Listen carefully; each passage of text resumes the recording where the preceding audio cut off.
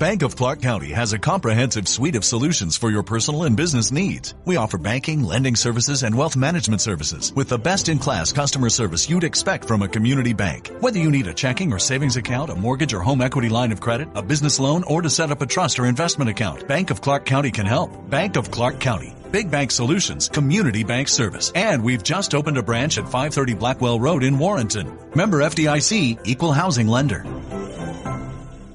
Now at Mickey D's, when you buy any crispy chicken sandwich or quarter pounder with cheese, you'll get a free medium fry and free medium drink when you order on the app. So do you have the app? How you going to get this deal if you don't have the app? I know you have a phone. Anywho, if you have the app, enjoy your free fries and drink. If you don't, you can't see me, but know that I'm shaking my head. Ba-da-ba-ba-ba. Limited time only at participating McDonald's. Valid one time per day. Visit McDonald's app for details. Download and registration required.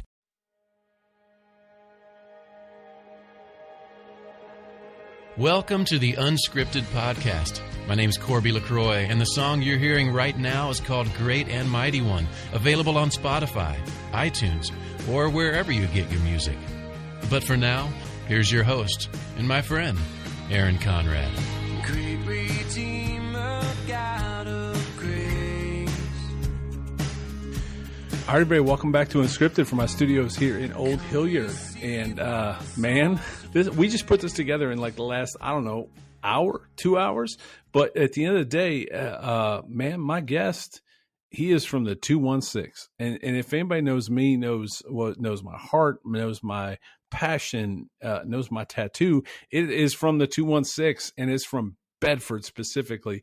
And so when I just saw in my guy's profile that he's from Bedford, so all right, let's just start here. To my guest, where do you go when you want to get live? Be high, baby.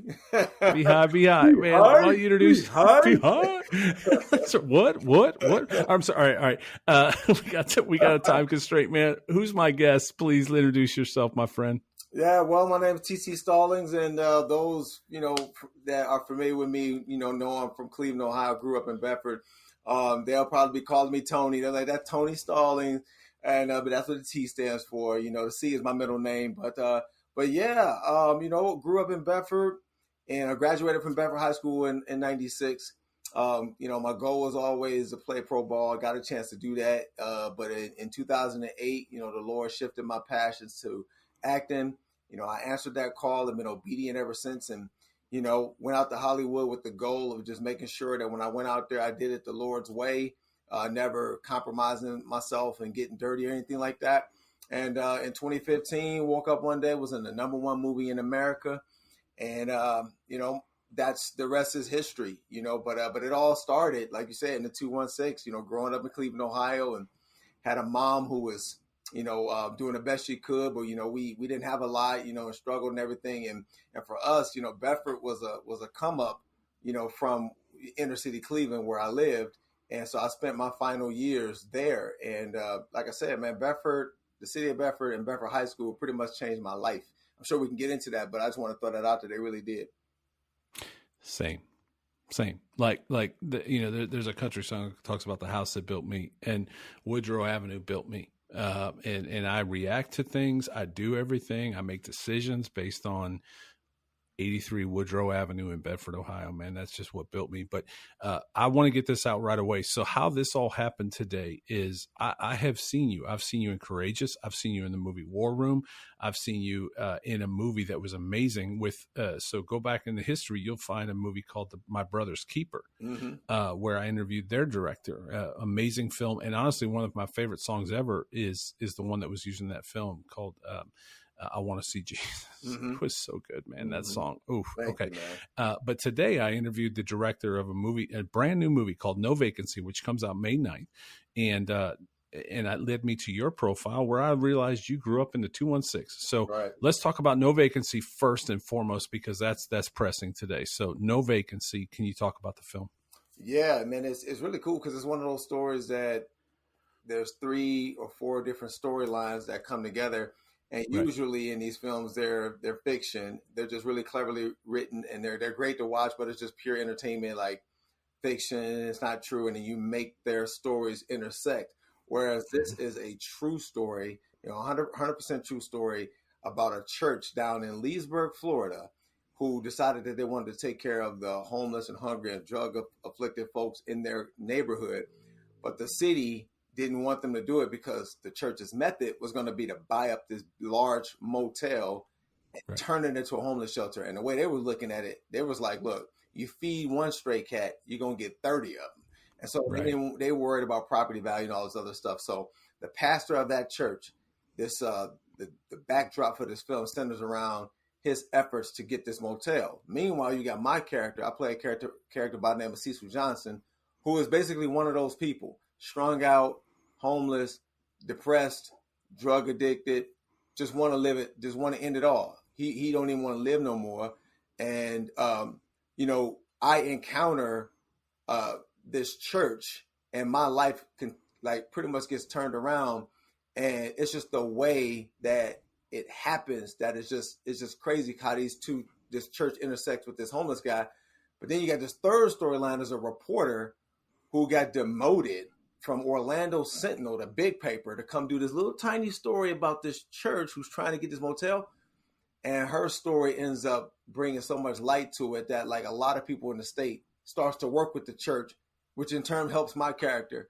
And then that's how you get the backdrop for the whole thing. So my whole thing in this is I'm playing a real person. And he became the first Black pastor at this church down in Florida. But the transformation that I had to make was just insane. You will not recognize me when you see this, which is the challenge that I wanted, to play a real person, tell a real story, and put drug addiction on the screen and homelessness, and just to display all of that in a real authentic way. But that's the backdrop for No Vacancy. And it's going to inspire some folks, man. You will not look at homeless people and drug addicted people, and you won't look at them the same way. You'll actually start to think man, maybe I can do something, and maybe I should do something. And the film shows you what can happen if you should make that decision to look after what the Bible terms as the least of these, man, and not just walking by them or throwing burgers at them. So that is a great, true story. And I can't wait for everybody to check that thing out. And I'm going to tell you, so I saw you in My Brother's Keeper. Is that's right? It's called My Brother's Keeper, right? Man, and you are I was like, is that Dwight Howard? Because, I think everybody knows Dwight Howard's pretty well put together. And I got to say, man, you're pretty well put together. Oh, man, I got it. And I think they hit it in this film because you were a homeless, strung out guy. So I think, again, just haven't seen the films before. And again, I didn't even know you were from Bedford, man. I it was just my respect of you as an actor. Yeah. I noticed that they probably covered that up because you're a pretty put together guy, and most homeless people are not as put together as you are. Yeah, we had to. So the whole thing was, I didn't want to lose a ton of weight because I'm on a TV show called Vindication, and I play a detective. And we were filming right after that too. So that would have been really hard to kind of get really, really thin. And then, so what we did was I made sure not to bulk up anymore or anything like that. But because I knew 90 days out that I was going to have to get into this, actually 120 days out. So what we decided to do was all throughout there, man, my clothes were 3X, really, really big clothes. Yeah. And we always kind of just chose outfits that would make me look a lot thinner than what I really am. And then they did a great job with the makeup, man. And I didn't cut my hair or shave my face for the whole 90 days to get everything. So all that hair and those big clothes just make me look real small. And then honestly, it was a certain way that I had to walk and carry myself, which people think that's easy.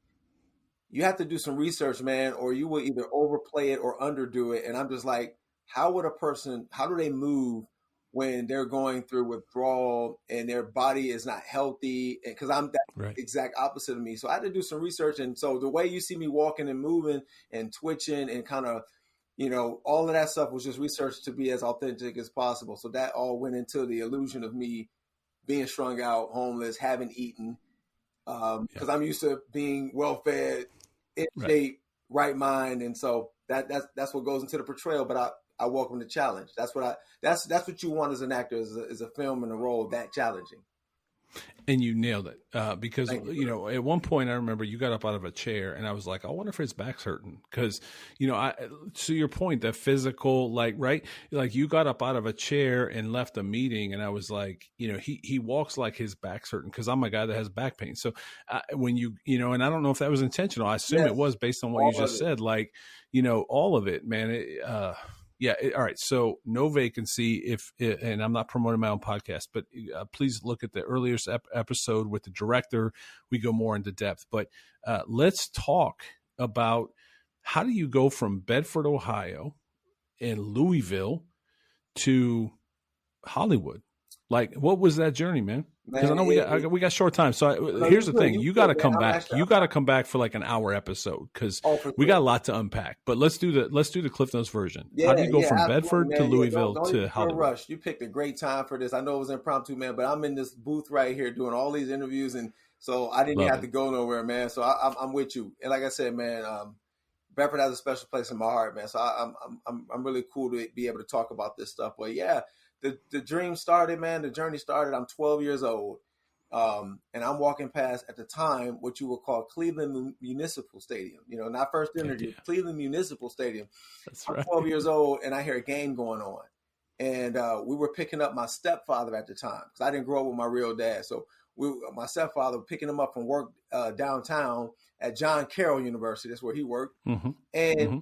And I could hear the game going, and, you know, I'm playing ball, and I'm just like, I would love to go and see a game, but I knew I'd never be able to afford to.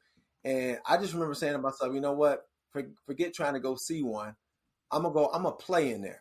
And that's my dream started. And so I started playing football at that point. Barry Sanders was my hero. I wore number 20, playing Muni League football, you know, for the city, Warrensville Bobcats.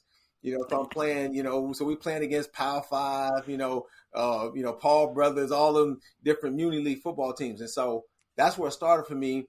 And then, you know, we lived all over Cleveland, you know, Kinsman, Union, all over the place, always moving, Park Gate, you know, Revere, everywhere, just moving. Finally, we moved to Warrensville, and I was living in Banbury. That's when it was called Banbury. It's called something else now, but I was living in Banbury Circle. And I was there from 5th grade on up to about my sophomore year. I was crushing it on the field, but I was not crushing it in the classroom. All I really cared about was playing. And it was even to the point where I was willing to kind of shift my grades a little bit. Like, we had to turn in them little eligibility cards, man. And I didn't care about school that much. I just wanted to, I like, get out of the hood, get to college, play NFL, change your life. That was all. Well, I started to get in trouble because of the grades not being great. And my mother was like, okay, let me give a little backdrop. We moved from Warrensville to Bedford, but I was still at Warrensville because I didn't want to go to Bedford. You know, just to keep it all the way straight, Warrensville was pretty much 99% black. You know, Bedford was mostly white, and I didn't know anybody in Bedford. So I wanted to stay at Warrensville. So we lived in Bedford. We moved to Sherwood Village. And I'm in Warrensville, and I had to go, you know, get the bus and catch the bus to school. Anyway, I started to fail at all of that. I was being late all the time because we lived so far away. And then my grades started up. So my mother said, you know what? I'm transferring you because you right down the street from Bedford. You going to Bedford. And we transferred to Bedford. And I remember meeting with Coach Adakovic, the football coach, who told me that we just had because to make a long story short, we had a long conversation about me being a student, a man, and don't make excuses that you don't have your dad and just everything. I love Coach Adakovic. So I started balling for Bedford, man. And obviously, you know, at that time, you know, I set the records for as a running back and all of that. Like, if you go to the stadium now, that number 5 jersey hanging up there, that's mine. And that's so awesome. So, you know, I go and I get my scholarship to Louisville. And then so I, you know, had a great career at Louisville, ended up playing 6 years pro. But then in 2008, well, now I got to back up even a little bit more before we even get to that. That's why we need a whole episode. Dude. I know. I'm going to let this thing roll, man. As long as nobody can get me, we're going to keep talking. So, let's go. So in 2004, so I graduated from Louisville in 2001. I didn't get drafted, but I got picked up by the Arena League. And so I'm balling there. And then I see on Animal Planet that you could audition for this reality show. I auditioned for the reality show, and I won the whole thing on Animal Planet. It was called King of the Jungle. And so that kind of where the acting bug bit, because the winner got his own 1 hour special on Animal Planet.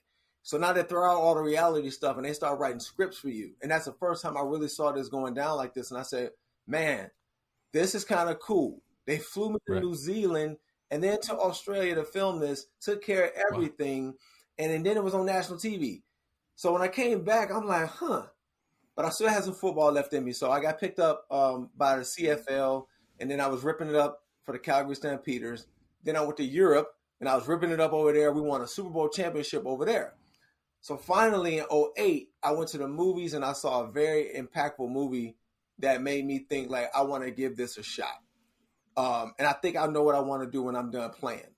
And so I auditioned for the role of TJ in the movie Courageous. Got the role. It opened up at number 4. So Hollywood got their eyes on me then. And I got I got a phone call from an agency in Hollywood saying if I was to come out there, that they would represent me. I thought it was a joke. Prayed about it. It turned out to be legit. I went out there, signed with them. 3 years later, I was in the number 1 movie in America, War Room. And from that point on, I'm like, okay, not only was this awesome, but I got there never compromising my faith in Jesus Christ. Never doing anything that would make my faith look bad. Showing that you can make it without leaving Jesus out of the equation. And now I saw that as the mission to just continue doing that. So that's the quick version of what brings me to where I am now. You know, here I am, 25 films later, still doing it, still doing it God's way, still never compromising, even with all the success that I've had. And that remains my mission. And now I'm looking to help, I'm helping other actors like myself do the same thing. So that's like the quickest version, of it. But, I've written some books. Like I said, Bedford, Cleveland, everybody, y'all got some catching up to do, man. With the things that I've done, but yeah, man, I even show you right now. There's my book right there. It's called I Spit. The TC. All right, so let's get some links, man. Let's get some links because you're right. In any moment, somebody come knock on the door and you got to go. And man, I can't thank you enough. So I got to ask you 3 things. So number 1, will you come back? What's that? Will you come back to Bedford?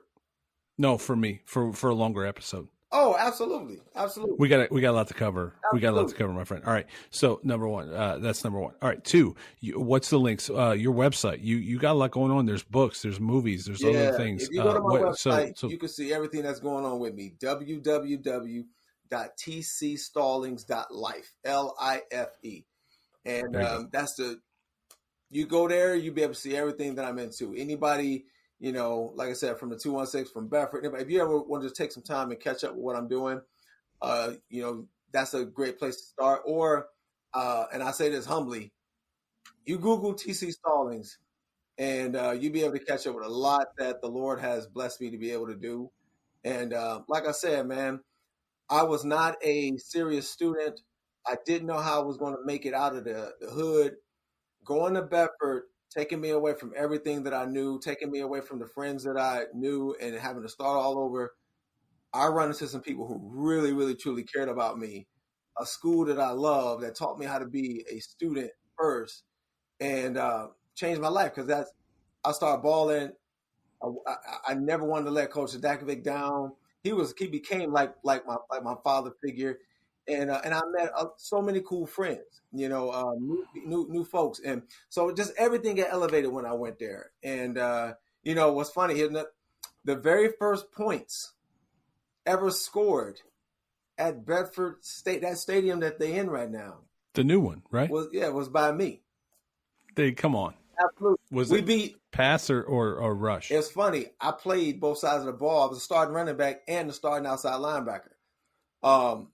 We beat Akron St. Vincent, St. Mary, LeBron School. Yeah. Come on, Bron. We beat their football team 4-0. Nice. We won 4. We won with 2 safeties. Come on. I got the first safety. Come on. That's the first points ever scored at Bedford Stadium? 4-0. Akron St. Vincent, St. Mary. That was the very first game ever. Here's the article. I still got the article. The article said, Cats safely, and they put it in quotation marks, cats safely open Bearcat Stadium. And what's funny was it in the Bedford Times Register or the Sun newspaper? Yeah, you can look it up. It's crazy.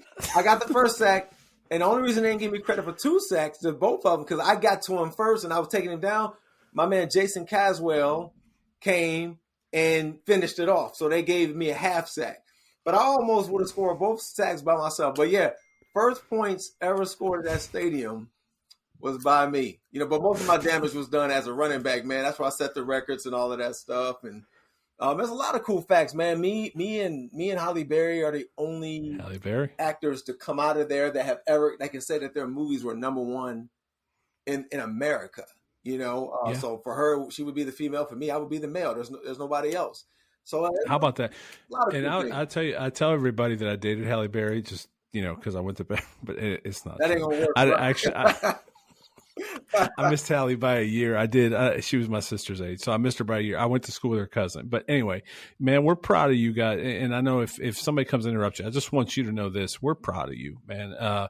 Anybody that comes out of the 216, you were mentioning it. I got people listen to this. I got 13 my ACT. I was not supposed to be anything, but I think there's a toughness and there's a want to and a fight that Bedford gave us that the classroom could never teach us. Absolutely. And you're doing that now, and we're proud of you. I'm real proud of you. I want to continue to promote everything that you're doing, especially more so now from Bedford. But also, I was promoting it before I even knew you. I didn't know till today you were from Bedford, man. Here's the funny thing about it: when the pandemic hit, in 2020. I experienced so much loss that year. It's so crazy. I'm out in LA, and it's funny. I had got invited to screen the movie Just Mercy, which is a really, really good movie if you haven't seen it. But it was a private invite that we got from Kobe Bryant. Wow. And so Kobe Bryant was there, and I don't mean like I knew him. I mean like he invited a specific group of people. It was about 60 people. And the firm that was promoting, doing the PR for it, invited us to go. Wow. I'm like, because I knew the PR firm, and so just by having those connections, you can get in on stuff like this. So I don't want to paint the picture that he invited us personally, but you had to be approved to get in here. Still there. Kobe Bryant, Michael B. Jordan, Jamie Foxx, Brie Larson, the whole cast was there.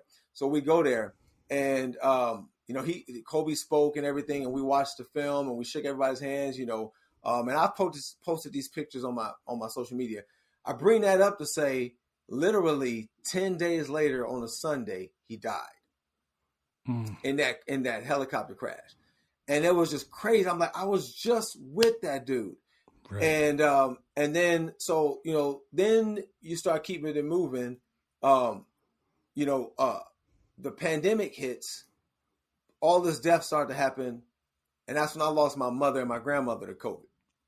I'm sorry. And so all of this is happening, and then you shut down, and you're out in LA, and you can't work, you can't, or whatever. And so it's like, man, I got to start reevaluating what I'm doing. Like, Lord, I start praying, like, do you want me here? It can't be business as usual. Like, should I go back to Cleveland to where my family is? Like, what should I do? So I started praying. One thing that came to mind was the one thing I want, the whole reason that I'm acting is like, I want my testimony to be told, like you said, the story, how we grew up. So I did a documentary. I filmed it during the lockdown. That's why this is so near and dear to my heart. It's called 24 Counter, The Story Behind the Run. And the reason that title comes from is because at Louisville, this is a little bit of a slant, but at Louisville, we were playing UK on national television, and we beat them in overtime, and I'm the one that had the game-winning run. It was this big deal. Everybody got to know me from the football landscape for that, but they don't know the struggle. Going back to that 12-year-old standing out of Cleveland Municipal Stadium, all the way up to that run. So it starts off with that run, and then we rewind the run, and then we go back to Cleveland. And I tell my story. Well, Bedford is a part of that story. Bedford is featured in the documentary. You see the stadium. You see how I talk about Bedford, my growing up and all of that. So for everybody in the 216, man, and Bedford, this documentary, I just put it out a little while ago, man. It's got 41 5-star reviews, and I'm so excited about that. But if you really want to check it out and see what's going on with me and how I honored Bedford and Cleveland, the very first chapter of the documentary is entitled Cleveland. And I talk about Cleveland and Bedford. So that's on Amazon right now, and it's doing really, really well. So I would encourage y'all to check that out. 24 Count of the Story Behind the Run. But yeah, man, that's me, you know, paying my homage, man, to my hometown, my home city, and definitely my high school, man. So, but yeah, you will love that if you go check that out. Can't wait. All right. So, and I want to reciprocate that back to you, however we can, through this podcast, through everything that we do with Unscripted. Man, we're in. I'm bought in. We're all in. My Unscripted Media, my business, we're in. We are in your camp. We are linked now, whether you like it or not. So, That's awesome. so you're going to see a lot from us. But no, I will absolutely. We will promote that. And again, the movie is novacancymovie.com. That comes out on May 9th. It's a weird situation for some of y'all not familiar with it, where it's a one day only event. And they're kind of doing it like that in certain places due to the pandemic. It's like, you know, who's going to really come out and see this thing? Let's kind of protect ourselves on our end. We'll distribute it for one day out in theaters. You know, you come and see it, you know, great. And it's like, people wonder, like, why do you have to do that? You know, movies like the superhero movies and stuff don't do that even with it, because that's a wide interest. You know, people gonna go, but you know, this really awesome movie about this little church in Florida that people may not know.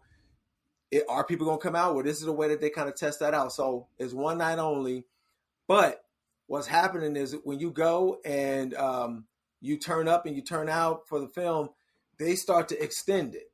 You know, so don't count on that happening. But if you show up, it very well could happen to where it gets a longer run in your place. So you go to novacancymovie.com, you click on theaters, throw your zip code in there, and it'll tell you what theater is playing near you. We're at about 770 theaters nationwide right now. And so my family, who is still in Cleveland, they hit me up and let me know that they're going to go check it out. And I got, 5 brothers and sisters. So that's going to be really, really cool for them to do that. And my Cleveland family, you know, my Bedford family, that's where my heart is, you know, go and check this out and support me May 9th, and we'll see what happens.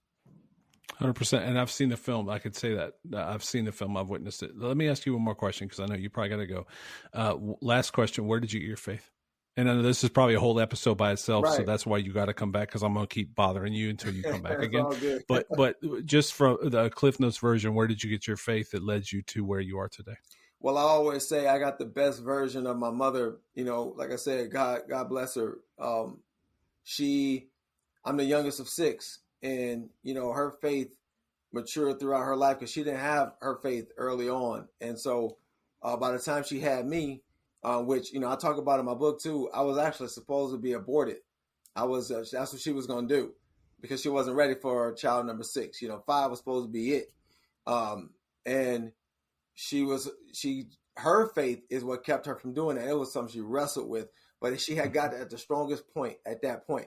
She sung in the choir, was going to church all the time. And so I was kind of born into that type of person, because I didn't have a Christian household. I just had a Christian mom. You know, my brothers and sisters kind of did what they wanted to do. You know, a lot of that's different now, but back then, you know, they did what they wanted to do. So I had to figure that out for myself, and my mother set the stage for that by taking me to church. So I went to church right there on 8804 Buckeye Road, man. Blessed Hope Missionary Baptist Church. My pastor was Johnny Twyman. That's kind of where I spent the most of my church years. I went to some other churches, but that's where I spent the most of my church years. I walked that faith out, you know, as I grew up, but all I had was a belief, really. I didn't understand what it truly meant to let the Lord let Jesus become the Lord of your life. It's one thing to believe in him, but that don't mean you're going to follow him and do what he says. The Bible says even the demons believe, you know, but true followers actually allow God to be sovereign, Jesus to be Lord of their life, and the Holy Spirit to lead their life, and the Bible to be the ultimate authority in their life. I didn't learn that until I was like a sophomore in college. So it was just like a steady climb, but throughout my childhood, it was just the respect of believing in God that carried me, and my mother constantly taking me to church. But I matured in my faith in at a Bible study my sophomore year. I really started to learn what it truly meant to trade in your will for God's will and do all those things I just talked about, where, you know, Jesus is truly Lord and you're obeying and you're praying and you're reading scripture, not just some little habit, but it's the real deal. And then so from my sophomore year on out, man, I started to learn what it, now I would say at that point, I became a true Christ follower. And so that's like my path. That's a quick version of my path. Awesome. All right, let me give you one more word. Sunday's Mother's Day. I don't know when people are going to hear this, but Sunday's Mother's Day. My mom passed. You have mentioned yours has as well. What does Mother's Day mean to you? Mother's Day for me is I'm reminded of the peace that God gave me the moment she passed away. I was ready to be completely torn up when this happened. But the fact that of my family, I was the strongest believer in Jesus. I knew that there would be 5 other people watching me, as far as my siblings, to see how I handled it. And I didn't have to fake my peace. I knew my mother was going to be with the Lord. So I was able to experience this peace that the Bible talks about, this peace that surpasses all understanding. We can talk about that all you want, but until you actually experience it, it's really hard to really boast about this peace. So right off the bat, I never fell apart. I didn't even cry. And that would have been totally fine and understandable. But the Holy Spirit held me up in such a way where I could say this: the pain that I was feeling from losing my mother was superseded and surpassed by the peace that I experienced with this one thought. Yeah, I might have lost her, but look at what she gained. Right. Which do you want to focus on? Your loss or her gain? She's got Jesus. And she wouldn't come back here if she could. Nope. In fact, she feels sorry for me that I'm still here. But at the end of the day, the peace that I got from what she gained superseded the pain that I was feeling from what she lost. So what Mother's Day means to me now is the opportunity to keep sharing that true, raw peace that I have, because that will inspire other people to maybe say, wow, I still hurt. So I would love to have what you have. And that's going to point everybody right to the Lord, the Holy Spirit, God, and the peace that he gives for those willing to trust him in that area. So for me, I want to celebrate my mother and focus on what she's gained. Because if I don't, I'm going to be really torn up more so by what I lost. And the fact that No Vacancy opens right after Mother's Day, my mother is my biggest cheerleader, like with everything that I've ever done. She is all over that documentary, by the way, that I told y'all about. Man, when No Vacancy come out, I know I want to feel her pride that she usually have when she was alive. So I love that they're so close together. But yeah, man, every Mother's Day, the very first one was really hard after she passed. Right. But from then on, it's just been this thing where I'm just like, I'm celebrating what she gained, and I'm happy for her. And that's what I'm going to roll with every Mother's Day here on out. And I'm going to encourage everybody else who has their faith in Christ to grieve that way. Obviously, if you cry or you're sad, that's okay, because that just means you miss them. But it would be so much more to cry about and be upset about if they didn't know Jesus, because that eternal resting place is a lot different. So that's what it means to me, man. So I'm excited for Sunday, celebrating my mom. Well, and I always post on socials. I always say this when I reference my mom: save a place for me. I'll be home soon. Absolutely. Save a place for me, Mom. I'll be home soon. Absolutely. Right. And I know you will too. Man, thank you. Thank you from Bedford. I don't want to speak for a whole city. I don't want to speak for the 216, the whole area code, but thank you. Thank you for representing. Thank you for being who you are. Thank you for coming on for the short time we've had today. I am going to hold you to coming back, but I'll be back, bro. Thank you for, man, I'm proud of you. You always have our platform, Unscripted, My Unscripted, our business, whatever it might be, man. You always have our platform. I'm really proud of you, and thank you. Vacancymovie.com comes out the 9th, but there's a lot of catalog there for you all to check out. Go to his website. What's the website? One more time. www.tcstallings.life. Life. There you go. There's a lot there, man. Thank you so much. I know you squeezed me into a very busy day. That means the world to me. Absolutely. You mean the world to me. Thank you for representing, and I look forward to meeting with you again soon. Absolutely, brother. Thank you, man. Appreciate you so much. Keep doing what you're doing. Yes, sir. Proud to be a Bearcat. Thanks for joining us for another episode of the Unscripted Podcast with your host, Aaron Conrad. Make sure to like, share, follow, and review on your favorite podcast platforms. Also, make sure to check out my song Great and Mighty One on Spotify, iTunes, or wherever you find your music. We'll see you next time on Unscripted with Aaron Conrad.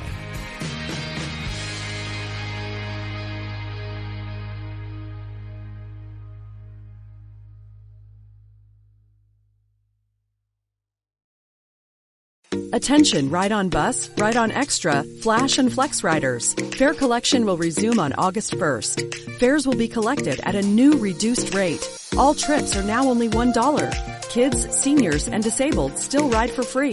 The new reduced rate of $1 reflects Montgomery County's desire to provide equitable transit for all riders. Pay via Smart Trip card, download the Smart Trip app on your mobile phone, or pay with exact change. Learn more at rideonbus.com. Mary redeemed a $50,000 cash prize playing Chumba Casino online. I was only playing for fun, so winning was a dream come true. Chumba Casino is America's favorite free online social casino. You too could have the chance to win life-changing cash prizes. Absolutely anybody could be like Mary. Be like Mary. Log on to ChumbaCasino.com and play for free now. No purchase necessary. Void where prohibited by law. 18 plus terms and conditions apply. See website for details. The voice in the preceding commercial was not the actual voice of the winner.